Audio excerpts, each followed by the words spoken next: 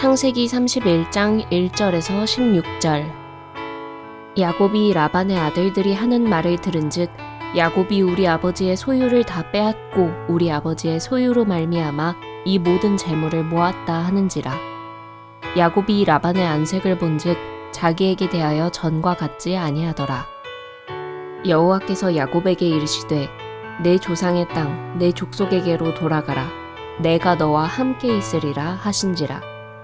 야곱이 사람을 보내어 라헬과 레아를 자기 양떼가 있는 들로 불러다가 그들에게 이르되 내가 그대들의 아버지의 안색을 본즉 내게 대하여 전과 같지 아니하도다. 그러할지라도 내 아버지의 하나님은 나와 함께 계셨느니라. 그대들도 알거니와 내가 힘을 다하여 그대들의 아버지를 섬겼거늘 그대들의 아버지가 나를 속여 품삯을 10번이나 변경하였느니라. 그러나 하나님이 그를 막으사 나를 해치지 못하게 하셨으며 그가 이르기를 저 믿는 것이 내 삭시되리라 하면 온 양떼가 낳은 것이 저 믿는 것이요 또 얼룩무늬 있는 것이 내 삭시되리라 하면 온 양떼가 낳은 것이 얼룩무늬 있는 것이니 하나님이 이같이 그대들의 아버지의 가축을 빼앗아 내게 주셨느니라. 그 양떼가 새끼 뵐 때에 내가 꿈에 눈을 들어보니 양떼를 탄 순양은 다 얼룩무늬 있는 것과 점 있는 것과 아롱진 것이었더라. 꿈에 하나님의 사자가 내게 말씀하시기를 야곱아 하기로 내가 대답하기를 여기 있나이다 하매 이르시되 내 눈을 들어보라. 양떼를 탄 순양은 다 얼룩무늬 있는 것, 점 있는 것과 아롱진 것이니라. 라반이 내게 행한 모든 것을 내가 보았노라. 나는 베델의 하나님이라. 내가 거기서 기둥에 기름을 붓고 거기서 내게 서원하였으니 지금 일어나 이곳을 떠나서 내 출생지로 돌아가라 하셨느니라. 라헬과 레아가 그에게 대답하여 이르되 우리가 우리 아버지 집에서 무슨 분깃이나 유산이 있으리요. 아버지가 우리를 팔고 우리의 돈을 다 먹어버렸으니 아버지가 우리를 외국인처럼 여기는 것이 아닌가. 하나님이 우리 아버지에게서 취하여 가신 재물은 우리와 우리 자식의 것이니 이제 하나님이 당신에게 이르신 일을 다 준행하라.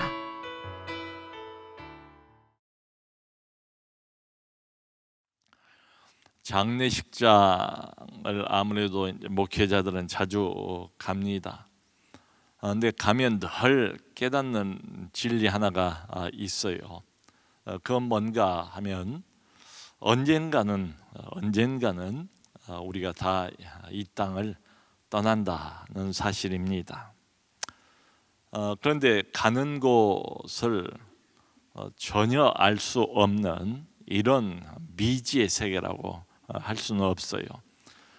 대충은 압니다. 왜냐하면 성경에 죽음 이후에 신자에게 어떤 상황이 주어질 것인가, 우리가 이제 돌아갈 장소가 어떤 곳인가 하는 게 성경에 잘 나와 있습니다. 흔히 아는 낙원, 천국, 또 하늘 고향입니다. 더 이상 고통도 없고 이 땅에서의 연약함과 눈물과 이런 것들이 없는 그런 장소입니다. 우리는 세상에서 전라도 사람, 경상도 사람, 충청도 사람 이제 명절 때가 되면 자기 고향을 가지 않습니까? 그런데 이 땅의 고향이 아니라 성경은 계속 끊임없이 이야기를 합니다. 하늘에 진짜 고향이 있다. 영원한 고향이 있다. 신자는 바로 거기를 늘 사모하면서 사는 사람들이다. 그러니까 하늘에 있는 고향, 천국을 가는 여정이 이 세상 광야의 여정이다. 이런 이야기를 계속합니다.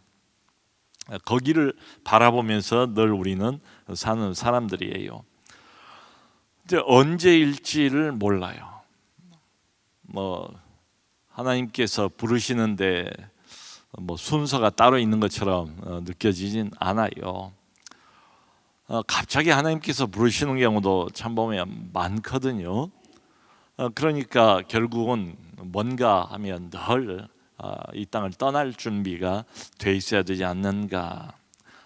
말하자면 항상 이 세상을 떠나는 훈련을 계속 해야 되지 않는가. 또 그런 훈련을 하나님께서 보면 실제로 시켜주시는 것 같아요. 이 땅의 것들에게 너무 집착하지 않도록, 내가 이 땅에서 바로 이 장소에서 얻고 누린 것에 너무 집착하지 않도록, 거기에 머물지 않도록 하나님께서 훈련을 시키시는 것 같아요. 떠나는 훈련 말이죠. 바로 하나님이 이 야곱을 부르신 그 땅, 가나안 땅이죠. 하늘 고향, 하늘 나라, 천국을 이 땅에서 상징하는 장소가 어딘가 하면 바로 이 가나안 땅이에요. 야곱이 벌써 이 땅을 떠나온 지가 20년이 됐대요. 그저 단지 며칠 동안 길어야 몇 달 있다가 다시 오겠거니 했는데 세월이 이렇게 흐른 거예요. 그러니까 떠나는 것도 머무는 것도 이렇게 보면 우리 소관은 아닌 것 같아요. 하나님의 스케줄 따라서 우리가 인생이 흘러가는 것이지 우리 스케줄대로 우리 인생이 흘러가는 것 같지가 않아요. 특별히 믿는 사람들, 하나님에게 속해 있는 사람들은 뭐 어쩔 수 없이 성경 보면 그렇습니다. 20년이 지나서 이제 돌아갈 때가 된 거예요. 그래서 지난 6년 동안 이제 외삼촌 라반하고 딜을 하지 않았습니까? 그래서 많은 재산을 야곱이 이미 얻었어요. 그래서 이 라반 아들들이 야곱의 재산이 이제 갑자기 그야말로 폭발적으로 일종의 일반적인 현상은 아니고 초자연적인 현상일 수도 있어요. 야곱이 뭐 희한한 행동을 하지 않습니까? 이렇게 나무를 껍질을 벗기고 알록달록한 그 나무들을 양이나 뭐 다른 짐승들이 교미를 할 때 그걸 세워놓고 그걸 보게 하고, 미신 같은 행동인데도 하나님이 그것을 축복을 해 주셨어요. 아직 믿음이 완전히 자라지 못한 야곱입니다. 그럼에도 불구하고 하나님이 야곱을 지키시고 야곱을 축복하신 장면을 우리가 지난주에 보았습니다. 재산이 너무 많아졌어요. 그래서 오늘 1절을 보면 라반 외삼촌의 아들들이 뭐라고 말하는가 하면, 우리 아버지 소유를 야곱이 다 빼앗아서 이 모든 재물을 다 모았다. 따지고 보면 이 사람이 자기들의 매형 아닙니까? 매형인데 참 가까운 관계이지 않습니까? 근데 하는 말을 이렇게 들어보면 이 외삼촌 라반이나 그 아버지나 아들들이나 다 똑같지 않은가 하는 생각이 들어요. 여러분, 이 말이 맞습니까? 우리가 야곱이 어떻게 살아왔는가 20년 세월을 그걸 보았지 않습니까? 오히려 그 반대지요. 외삼촌이 야곱을 실컷 지금까지 20년 동안을 부려먹었잖아요. 그리고 여기 나와 있는 것처럼 10번이나 계약을 해놓고도 그 뒤로도 10번이나 품삯을 변경을 했대요. 그러니까 이제 구체적으로 이런 이야기가 여기 나와요. 이게 8절을 보면 원래는 계약은 뭔가 하면 양떼 또 염소 중에서 단색이 아닌 것, 점 있는 것이 나오든 얼룩무늬가 나오든 아롱진 것이 나오든 그것은 다 야곱 것으로 하기로 하지 않았습니까? 근데 자꾸 얼룩무늬, 점 있는 거 이런 것들만 나오는 거예요. 그러니까 이제 야곱이 또 계약을 틀어버립니다. 그리고는 이제부터는 점 있는 것만 네 거다, 얼룩무늬는 말고. 그럼 다 또 점이 있는 것만 나온다는 거예요. 그럼 또 이제 바꿔서 이제는 얼룩무늬, 점 말고, 점하고 얼룩무늬는 좀 다르지 않습니까? 얼룩무늬 있는 것만 다 네 거다 하면 또 그 다음부터는 다 얼룩무늬 짐승들만 나오는 거예요. 이게 이렇게 억지를 부리는 겁니다. 자기가 약속했던 것을 그냥 밥 먹듯이 이렇게 바꿔버려요. 자기 유리하게. 야곱은 사실은 자기 딸의 남편이니까, 그것도 두 딸의 남편이니까 이게 사위 아닙니까? 귀한 사위, 사위 뭐 대접 이런 건 뭐 꿈도 못 꾸고, 그야말로 소위 말한 노예 노동을 야곱에게 계속 20년 동안 강요를 해온 거예요. 나중에 이제 야곱이 이 뒤에 가보면 외삼촌에 따진 장면이 나와요. 38절 이하에. 그래서 야곱이 이제 자기가 어떤 식으로 일을 했는가, 얼마나 외삼촌이 자기를 모질게 대했는가를 이렇게 이야기를 합니다. 외삼촌의 숫 양을, 이게 이제 외삼촌 양이니까 외삼촌의 숫 양을 내가 먹어본 적이 없습니다. 이 말은 뭔가 하면 이제 양과 염소와 이런 가축들을 몰고 다니는 유목민 아닙니까? 그러니까 한번 나가면 뭐 며칠일 수도 있고 몇 달일 수도 있고 그래요. 그러면 거기서 무슨 농사를 지을 수 있는 것도 아니고 급하면 종종 이제 그랬던 것 같아요. 유목민이니까 아무래도 이제 치고 있는 양떼들을 잡아먹지 않겠습니까? 식량이 필요하고 에너지가 필요하니까 말이죠. 고기도 필요하고. 그런데 암양은 또 새끼를 베고 새끼를 낳고 증식을 해야 되니까 암양은 일반적으로 잘 먹지를 않고 숫양을 먹었어요. 그때 풍습이. 근데 이 라반이 얼마나 이 문제에 엄한 사람인가를 야곱이 알았기 때문에 내가 외삼촌의 숫양을 한 마리도 먹어본 적이 없습니다. 그리고는 또 도둑 맞을 수도 있잖아요. 워낙 이제 때가 많으니까. 근데 도둑 맞은 걸 다 야곱에게 물린 것 같아요. 야곱 하는 말이 그래요. 그리고 또 뭐 이게 지킨다고는 해도 늑대가 물어갈 수도 있고 이리가 물어갈 수도 있잖아요. 근데 야곱이 이런 말을 합니다. 도둑 맞은 거 그리고 물려 찢긴 거 이 모든 것을 외삼촌이 내게 다 물렸습니다. 그러니까 네가 도둑 맞았으니까 네가 물어내라. 이게 늑대가 물어갔으니까 세 마리 물어갔으니까 세 마리 이제 네가 물어내라. 세 마리는 네 몫에서 이제 제한돼. 이렇게 했다는 거예요. 외삼촌이 내게 물리고 내가 다 일일이 보충을 했다는 거예요. 그리고는 더위와 추위를 무릅쓰고 눈 붙일 겨를도 없이 일했습니다. 그러니까 야곱이 비록 욕심도 많고 머리가 잘 돌아가고 이런 사람이지만 이런 거 보면 대단히 성실한 사람이었던 게 분명해 보여요. 그 주인이 보든 안 보든 그저 열심히 자기가 맡은 일을 최선을 다해서 했던 사람이 야곱이고 야곱의 또 좋은 성품인 것 같아요. 그러니까 이 말대로 한다면 요즘 흔히 이야기하는 극한 직업, 그야말로 정말 견디기 어려운 극한 직업을 20년 동안 야곱이 눈 붙일 겨를도 없이 이렇게 일을 해왔다는 거예요.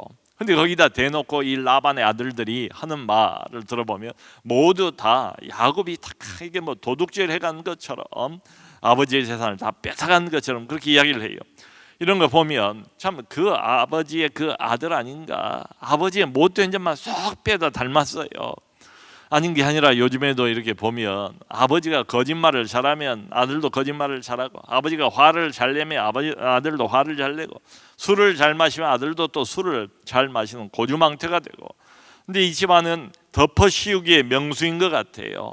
그런 그 DNA를 물려받은 것처럼 보여요. 잘못은 자기들이 다 해놓고 그리고 모든 결과에 대한 모든 책임을 다 이제 야곱에게 뒤집어 씌우는 거죠. 그래 비난하고 누명을 씌우고 말이죠.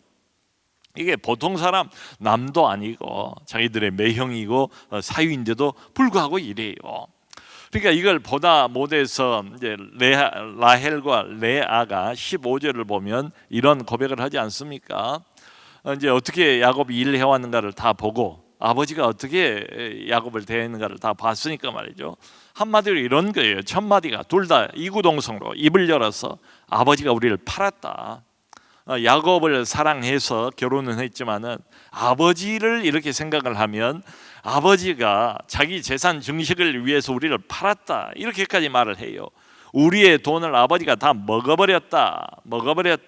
그리고는 이거야말로 우리를 외국인처럼 여기는 것이 아닌가. 그래도 그 부녀 간의 정이 있지 않습니까? 자기가 낳아서 이렇게 키운 딸인데도 불구하고 딸에게서 이런 소리를 들을 정도예요. 우리를 그저 알지 못하는 저 먼 데서 온 상관도 없는 외국인처럼 여기는 것이 아닌가. 여러분, 이게 바로 아버지 라반에 대한 딸들의 평가예요.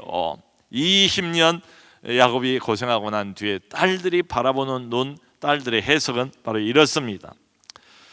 참 이게 오늘날 세상에 또 보면 이게 뭐 드문 일이 아닌 것 같아요. 이런 일들이. 제가 일전에 어느 라디오 방송을 듣는데 이름 되면 알만한 어느 재벌이에요. 아주 돈이 많아요. 이미 많아요. 재벌이에요. 집안이에요. 근데 이야기를 들어보니까 집안 내막이 이제 이야기가 나와요. 근데 정말 반인륜적이다. 반인륜, 그러니까 기본적인 인륜이란 게 있지 않습니까? 근데 이 집안은 돈은 많을지 모르겠는데 그게 없어 보여요. 이미 돈이 많아요. 근데 여전히 돈만 알아요. 집안 식구들이 다 그렇더라고요. 이제 그 방송을 이렇게 근거해서 생각을 해보면 그야말로 누구도 그 집안 식구 전부가 다, 부모들도 자식들도 다 돈 중심의 인생을 사는 집안이구나. 집안 전체가 다 그래요. 그래가지고 결국은 이제 이 많은 돈 때문에 재산 다툼이 일어났다는 거예요. 그래서 결국 결론이 뭔가, 참 끔찍한 결론인데, 이 재산 때문에 가족 한 사람을 왕따를 시켜가지고 결국 죽게 만들었다는 거예요. 참 제가 그 이야기를 들으면서 참 돈이 좋다 하지만 이거야말로 돈이 원수로구나. 돈이 원수고, 돈이 인생을 망가뜨리고, 돈이 사람을 망가뜨리고, 돈이 영혼을 완전히 잡아먹어버리는구나. 여러분, 근데 이게 아주 또 먼 이야기는 아닌 것 같아요. 우리 주변에도 이런 이야기들이 아마 적지 않을 것 같아요. 집안 식구끼리 돈 때문에, 재산 때문에, 소유 때문에 마음이 갈라지는 경우, 부모와 자식과 형제끼리 말이죠. 이 집안 가까운 가족들끼리도 이런데, 뭐 한 달이 건너서 친구는 말할 것도 없지요. 돈과 소유와 재산 이런 것 때문에 얼마든지 배신할 수 있어요. 그러니까 이런 그 라반의 정신, 라반의 아들들의 정신, 이 사람들의 관점은 뭔가 하면은, 어떤 사람을 볼 때도 저 사람이 내 돈에, 내 재산에 어떤 영향을 미치는가, 이득을 줄 것인가, 손해를 주는 것인가, 오직 그 관점 하나만 가지고 사람을 평가하고 대하는 것처럼 보이지 않습니까? 그래서 참 착하게 살아가는 사람, 바보처럼 살아가는 우리 뭐 신자들도 그 안에 포함이 되겠죠. 가까운 사람들에게 때로는 너무 큰 상처를 받는 거예요. 너무 큰 상처를, 지워지지 않는 상처를 말이죠. 그래서 그냥 어쩔 수 없이 의절을 하고 10년 이상을 내왕을 안 하고 지내는 이런 사람들도 있어요. 이게 세상입니다. 이때나 지금이나 이 세상적인 어두움의 이 공식 원리는 전혀 변함이 없는 것처럼 보여요. 일전에 어떤 분이 이제 이렇게 상담을 하는데, 목사님, 내가 우리 집안이 이제 대대로 이제 큰 재산이 있어서 그 재산을 법적으로 얼마든지 내가 주장할 수가 있고 그 내 몫을 챙길 수가 있습니다. 그런데 그렇게 하려면 제가 큰 싸움을 해야 됩니다. 우리 가족들하고. 내가 하나님 앞에 고민하고 기도하면서 내가 포기하기로 했습니다. 제가 그 말을 듣고 정말 잘하셨습니다. 우리 하나님 바라보고 삽시다. 이런 이야기를 한 적이 있어요. 여러분, 그러니까 라반의 정신을 갖고 오늘도 돈 하면서 돈 중심의 인생을 살아가는 사람들도 부지기수로 많고, 많은 사람들은 그쪽을 따라가요. 근데 우리는 넓은 길, 세상의 흐름을 따라가지 말고 좁은 길, 주님이 먼저 가셨던 그 길을 가라고 말씀하지 않습니까? 그러니까 사람 바라보면서 살면 이 광야 세상에 늘 실망해요. 이 땅에다가 소망을 두고 살면 늘 실망합니다. 100% 실망해요. 이 땅과 세상, 사람에게 소망을 두고 살고 그러다가 실망 안 하는 사람을 본 적이 없어요. 그러니까 우리는 하나님께 부름을 받은 사람들 아닙니까? 또 하나님과 특별한 관계를 맺고 있는 사람들 아닙니까? 너는 내 것이라고 말하고 있는 그런 사람들 아닙니까? 하나님께 얼마나 귀한 존재예요. 하나님 바라보며 살아야 되고 하늘의 소망을 두면서 살아야지요. 그러기 위해서 늘 우리가 돌아갈 곳이 있다. 여기 바단 아람이 내가 영원토록 머물 장소가 아니다. 비록 재산을 상당히 많이 모았지만은 지금 우리가 살고 있는 이 세상, 여기가 영원 무궁토록 머물러 살 때가 아니다. 언젠가 돌아가야 된다. 돌아갈 곳이 있다. 하늘 고향이 있다.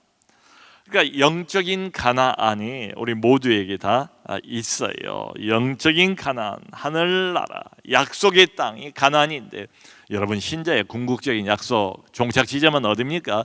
그건 이 땅이 아니죠. 죽음이 아니에요. 죽음은 새로운 출발이에요. 더 나은 출발이에요. 영광스러운 출발이에요.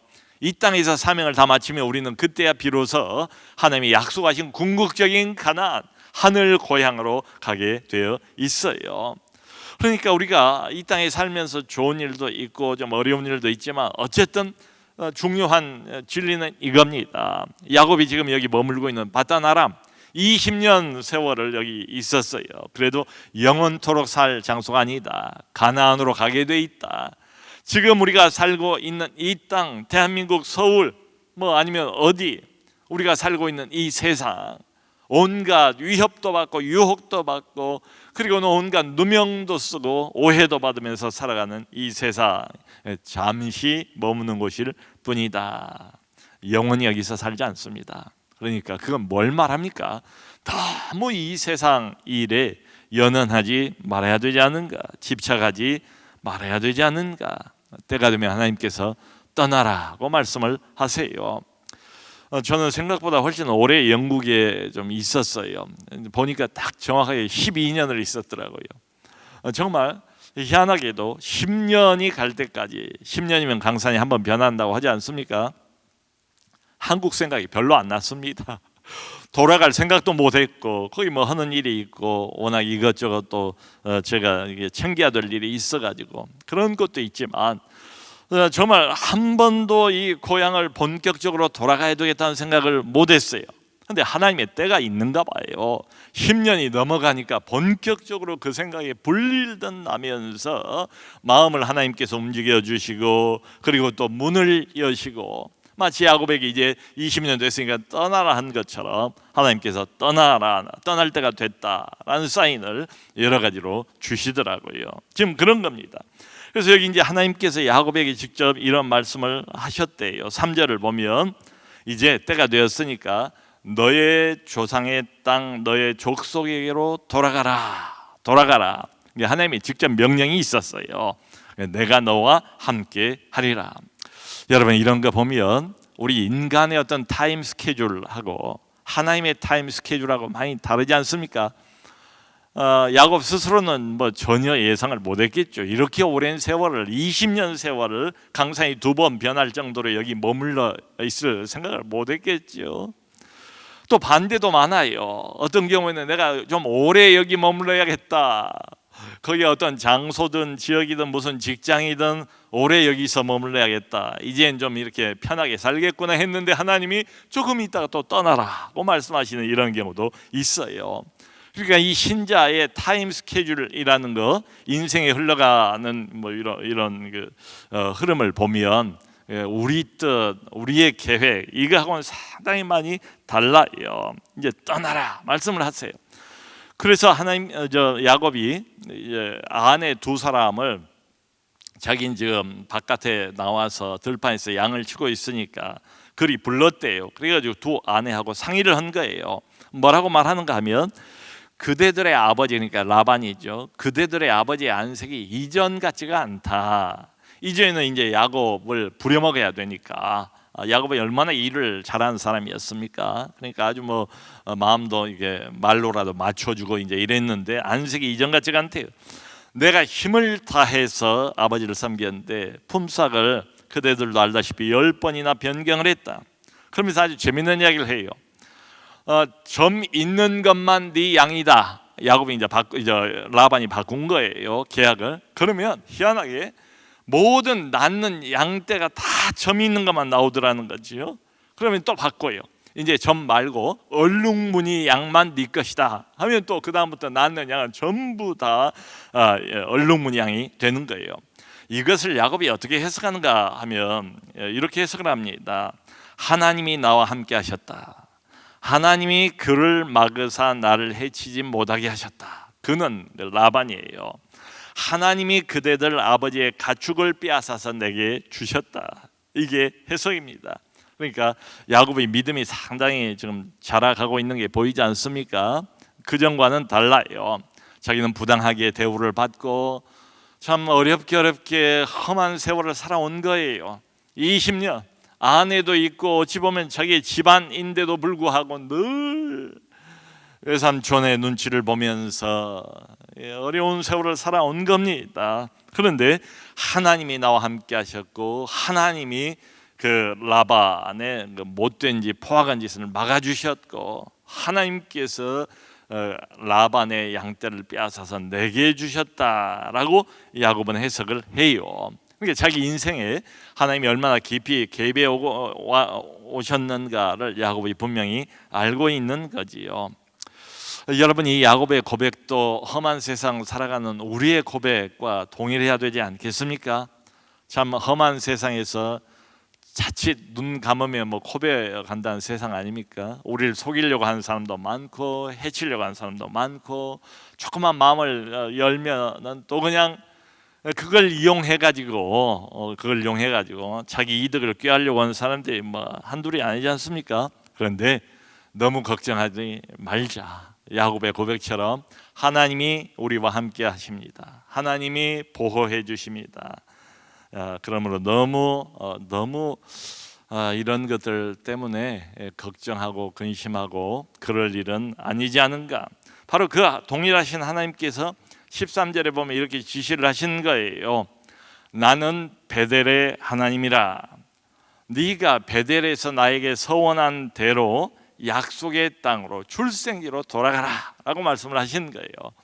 이게 아주 구체적으로 그 베델 사건을 하나님께서 여기 오기 전이잖아요. 노숙을 하면서 그날 밤 처음으로 본격적으로 만나지 않습니까? 그게 베델 아니에요. 하나님의 집이라는 이름의 땅, 그 지역 아닙니까? 그 베델로 돌아가라는 거에 약속을 상기를 시켜 주십니다. 그래서 하시는 말씀이 이제 이거예요. 오늘 본문 그대로 인용을 해보면 떠나라, 그리고 돌아가라. 떠나서 돌아가라. 여러분, 이 두 단어를 좀 우리 마음에 이 밤에 좀 담았으면 좋겠어요. 하나님이 가끔 그렇게 말씀하신다. 우리가 너무 이 세상의 발을 너무 깊숙이 이렇게 들이밀고 살고 있을 때 하나님이 가끔씩 이 말씀을 해주실 필요가 있지 않는가, 이 음성을 우리가 들을 필요가 있지 않는가 싶어요. 떠나라, 그리고 돌아가라. 말하자면 신자들은 돌아갈 곳이 따로 있다. 돌아갈 곳이 따로 있다. 이걸 좀 기억할 필요가 있지 않은가. 특별히 사는 게 너무 힘들 때가 있잖아요. 너무 고달플 때가 있잖아요. 바로 그럴 때 이 음성을 기억하면 좋겠어요. 떠나서 돌아가라. 돌아갈 곳이 있다. 이 땅이 전부가 아니다. 내가 돌아갈 영원한 나라, 이 땅에서는 잠깐 그게 몇 년 또는 몇십 년이라고 해도 영원이라는 관점에서 바라보면 점찍다 하는 것 아니겠습니까? 바람처럼 왔다가 어느 날 이렇게 안개처럼 사라져버리는 세상인데, 이 세상이 전부가 아니다. 끝이 아니다. 이 땅에는 내가 갈 내 인생의 영원한 종착점이 없다. 나의 종착점, 나의 목적지는 저 하늘나라에 있다. 하늘 고향에 있다.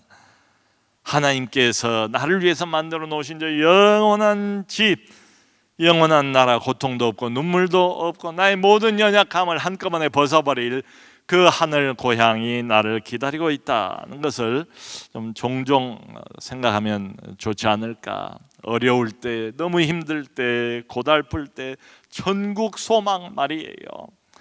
특별히 나이가 많이 드신 부모님들을 위해서 기도할 때 늘 이 기도를 해야 되지 않겠습니까? 우리 사랑하는 어머님, 아버님, 주여 오늘도 지켜주시지만 천국 소망 갖게 해주옵소서. 천국 소망, 천국 소망. 그럴 때 요 음성, 떠나서 돌아가라. 돌아갈 곳이 있다. 생각할 필요가 있고요. 또 하나가요. 또 하나가 이제 이럴 때 참 필요한 것 같아요. 이런 주님의 음성이 뭔가 하면 죄 짓고 있을 때, 죄 짓고 있을 때. 그게 적극적으로 죄를 지을 수도 있지만 이 세상이 그냥 죄로 가득한 세상 아닙니까? 조금만 방심하고 있으면 나도 모르게 이 세상의 죄의 물결에 휩쓸려 그냥 떠내려가 버리잖아요. 나도 모르게 너무 세상 속으로 깊이 빠져 있을 때, 나도 모르게 세상 신을 열심히 섬기고 있을 때 들려오는 하나님의 음성, 누구야? 네가 어디 있느냐? 떠나서 돌아가라.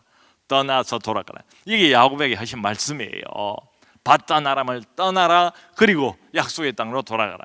우리에게도 우리가 너무 세상 재미에 취해 있거나 그냥 세상 방식에만 너무 푹 빠져 있을 때에 하나님께서 이렇게 말씀하실 것 같아요. 아담에게 물어보시잖아요. 아담아 네가 어디 있느냐. 하나님께서 어디 있는지 몰라서 그 음성을 들려주시겠어요? 내가 세상 한복판에서 너무 세상 안으로 깊이 빠져 있을 때에, 그래서 하나님이 안 보일 때에 영적인 관심보다는 세상 관심으로 가득 차 있을 때에 꼭 이렇게 말씀하실 것 같아요. 누구야? 떠나라. 지금 그 장소에서 네가 있어야 할 곳은 그곳이 아니란다. 돌아가라 말씀하실 것 같아요. 여러분, 내가 있어야 할 장소는 어디입니까? 바로 베델이지요. 하나님이 말씀하시잖아요.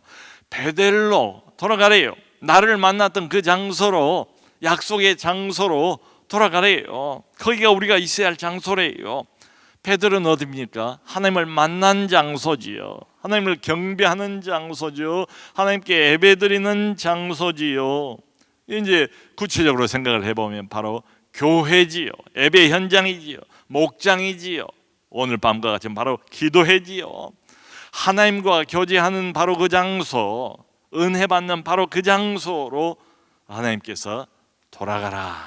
여러분, 이렇게 생각해 보면 바로 이 말씀 우리에게도 하나님께서 가끔 하시지 않을까. 떠나라 그리고 돌아가라.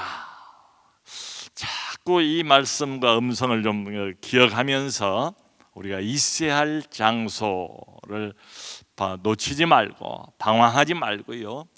금요일 저녁에도 그냥 방황하면서 불금을 좀 더 즐겁게, 좀 더 재미있게 세상 한복판으로 들어가 버리면 하나님이 섭섭하실 것 같아요. 우리를 부를 것 같아요. 누구야? 네가 어디 있느냐? 그 장소를 떠나라. 죄의 장소, 어둠의 장소, 세상 정신으로 가득 찬 장소, 하나님을 인정하지도 않고 하나님을 싫어하는 그 장소, 하나님을 모르는 사람들이 함께 모여서 룰루랄라 하면서 죄만 짓고 있는 그 장소, 거기를 떠나서 돌아가라. 베델로, 나를 만나는 장소로, 예배하는 장소로, 은혜 받는 장소로, 교회로, 성도들이 함께 있는 바로 그 장소로 돌아가라 말씀하실 것 같아요. 성도 여러분, 이 땅 영원 무궁하지 않습니다. 순식간에 지나갑니다. 10년 세월도 10년 지난 뒤에 생각해 보면 잠깐이잖아요. 하늘나라 갈 날이 점점 가까이 오고 있습니다. 항상 골로새 3장 2절이 말하고 있는 것처럼 이 땅의 것을 너무 바라보지 말고 위의 것을 사모하라. 항상 하늘나라를 사모하시면서 이 땅을 믿음으로 살아가는 우리 모두가 될 수 있기를 주님의 이름으로 축원합니다.